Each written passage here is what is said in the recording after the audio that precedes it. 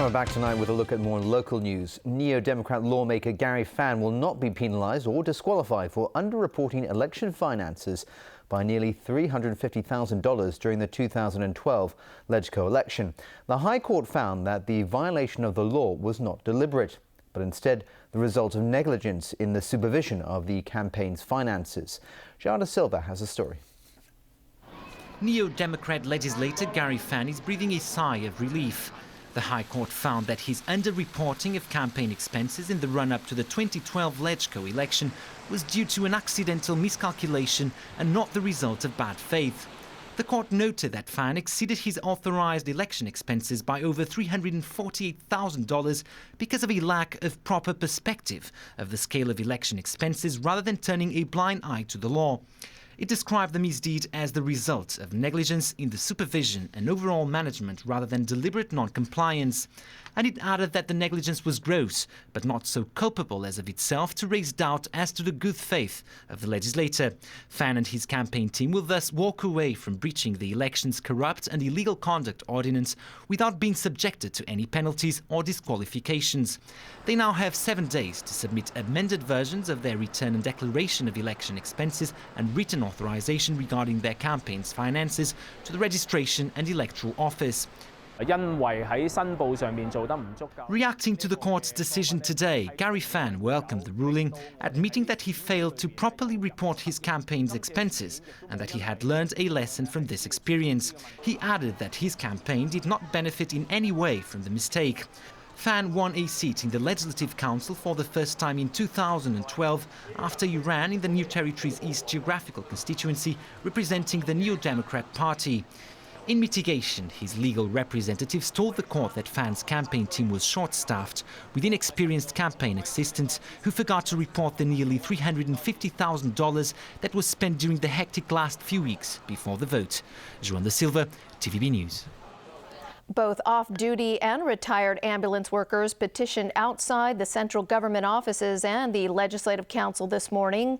They feel they've been unfairly treated and called on the government to improve their conditions. Ronnie Samtani has more. Hundreds of off-duty and retired members of the Hong Kong Fire Services Department Ambulancemen's Union rallied at the Legislative Council. They handed over a petition letter to lawmakers calling them to help improve their working conditions. The union claims the Fire Services Department has exploited workers for many years, shortening their lunch breaks and depriving ambulance supervisors of their special allowance. Ambulance workers also complained that video and audio recording devices installed in ambulances violate their privacy rights. Dressed in black t-shirts, the protesters complain that the Fire Services Department has treated them very unfairly. The union chairman said because the ambulance unit is a subsidiary of the Fire Services Department, their working conditions aren't given much consideration. He suggested the government let the ambulance unit run independently or have an administration officer run their unit instead. In response, the Fire Services Department said it will ensure that ambulance staff have sufficient time for lunch and will actively review their special allowances. The department's deputy director said all units, including ambulance workers, are important and are treated equally. He explained that as long as demands are reasonable, management will allocate resources to resolve their issues. Ronnie Samtani, TVB News.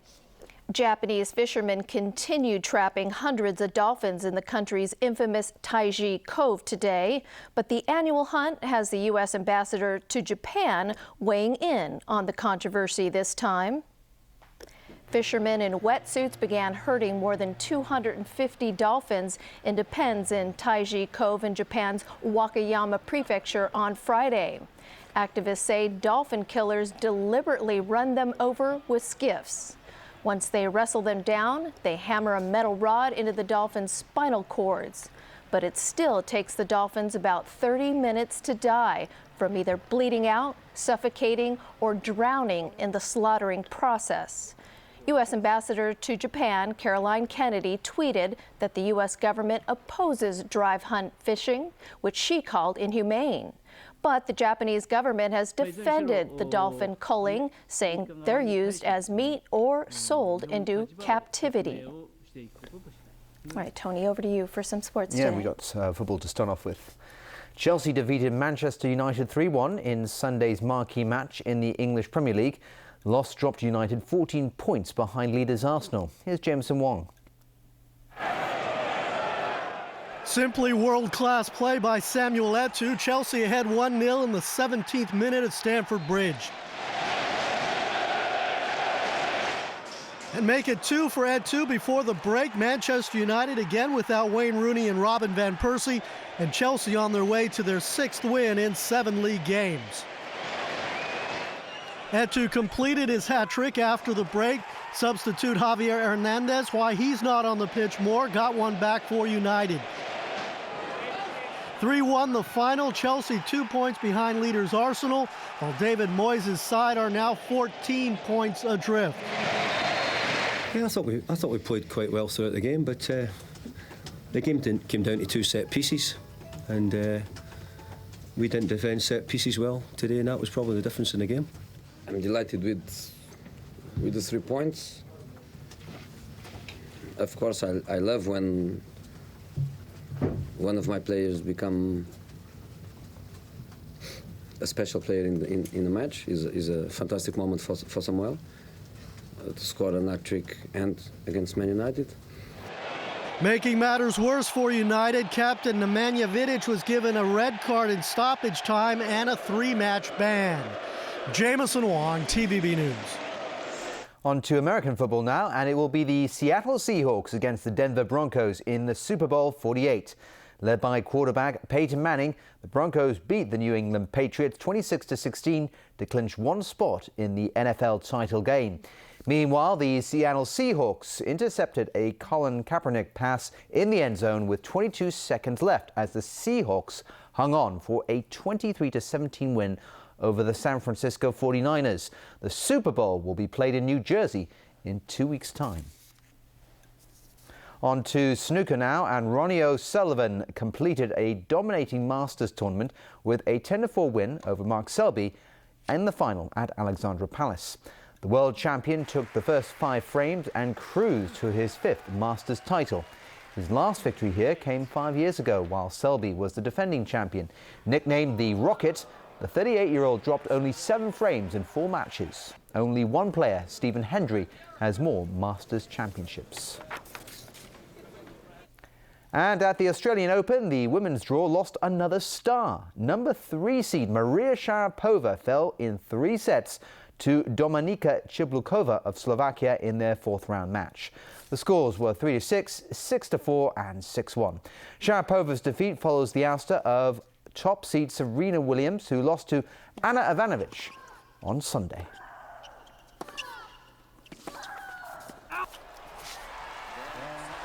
It was a little quieter in Mongkok as a new rule restricting a pedestrian zone took effect today.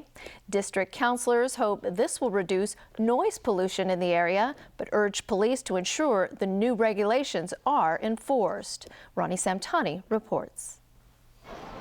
An unusually quiet afternoon in Mongkok today. Gone are the street performers and vendors. But people were still seen walking on the road, causing conflicts between vehicles and pedestrians.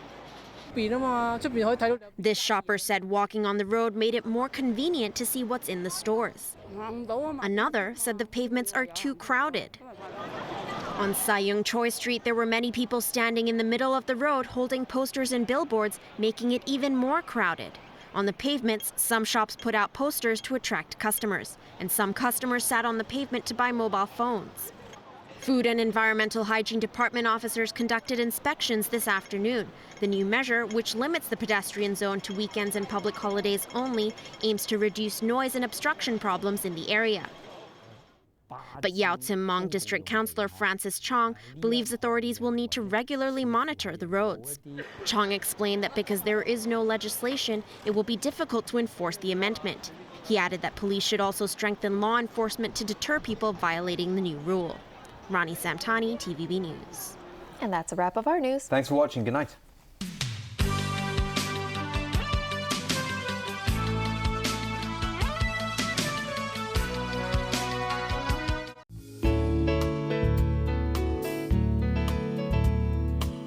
Good evening. The weather was fine and dry today. It was rather cool this morning. And as tonight's situation chart shows, pressure is rising over the northern part of southern China. Today's temperatures range from 13.4 to 20.5 degrees, and the relative humidity was between 32 and 77%. Moderate easterly winds at first, becoming northerlies in the afternoon. The current temperature is now 17 degrees Celsius, with the relative humidity standing at 35%. The fire danger warning is red and the fire risk is extreme. The cold weather warning is now in force. So Freddie, how's the weather tomorrow?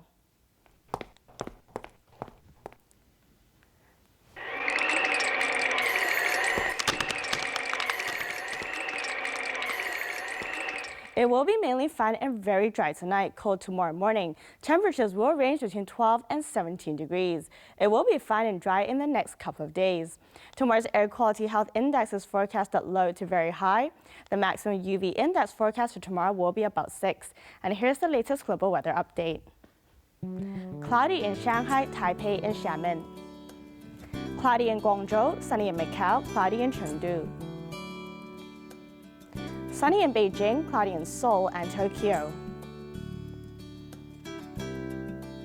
Showers in Ho Chi Minh City, rain in Manila. Showers in Kuala Lumpur, rain in Jakarta. Thunderstorms in New Delhi, sunny in Karachi, showers in Mumbai. Bright in Cairo. Showers in Sydney and Melbourne.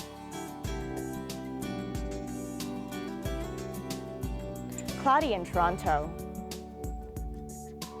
Cloudy in Vancouver, sunny in San Francisco and Los Angeles. Cloudy in London and Amsterdam. And that's the weather. Have a lovely evening.